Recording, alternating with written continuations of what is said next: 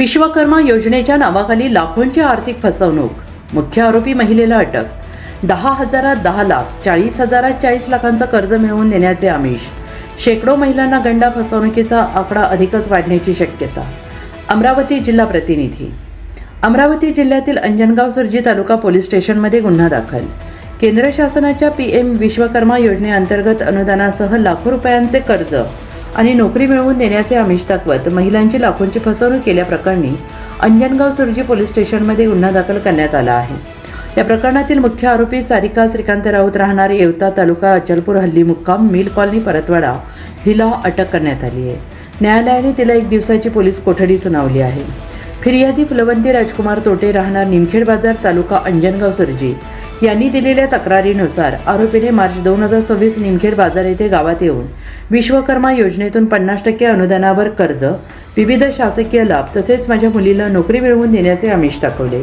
सुरुवातीला काही महिलांना वस्तू देऊन विश्वास संपादन केल्यानंतर मोठ्या प्रमाणात पैसे उकळल्याचा आरोप करण्यात आला आहे.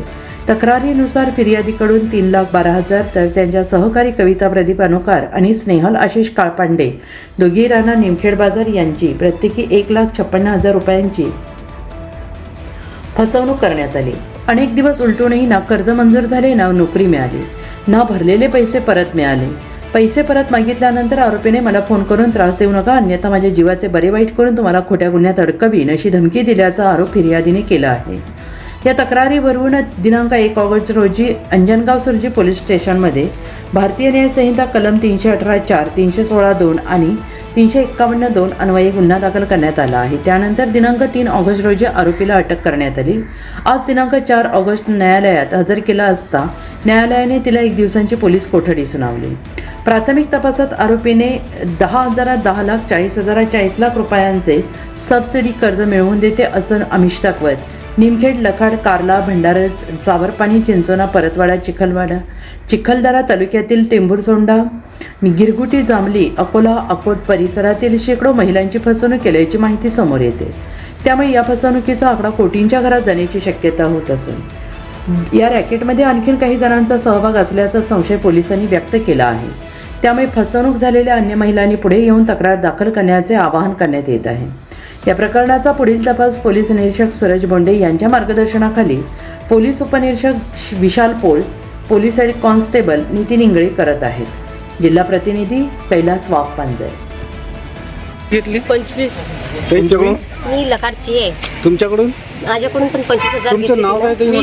संगीता चौखंडे. माझ्याकडून 25,000. संजीवनी चव्हाण. माझ्या महिन्याकडून 50,000 ते 60,000 रुपये घेतले. 5 लाखासाठी. तुमच्याकडून किती घेतले? 25,000. ते तुमच्याकडून? माझं नाव पूजा बोबडे आहे. माझ्याकडून 25,000 गेलाय. तुमच्या माझं नाव चंदा खंडारे. 35,000 घेतली. गाव? लखाड.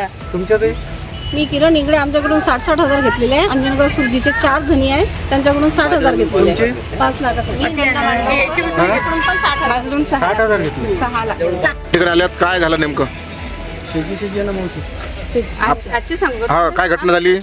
आज काही नाही. आज आम्हाला बोलावलेले आहे इथं. नाही, याच्या अगोदर काय झालं होतं? याच्या अगोदर म्हटलं ते लोन केससाठी म्हटलं एक मॅडम आलेले होते. कोणती मॅडम? सारिका राऊत म्हणून परतवाड्याची होती. ते मिल कॉलनीमध्ये राहते. तशी मूळगाव त्यांची येवता आहे.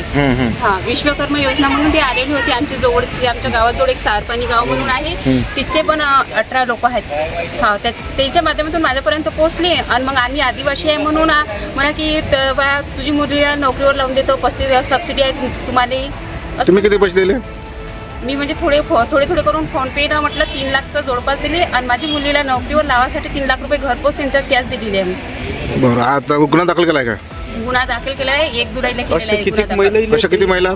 अशी किंवा माझ्या गावाशी म्हणजे 13 महिला आहेत. आता तुम्ही रुपये घेतले? 6 लाख.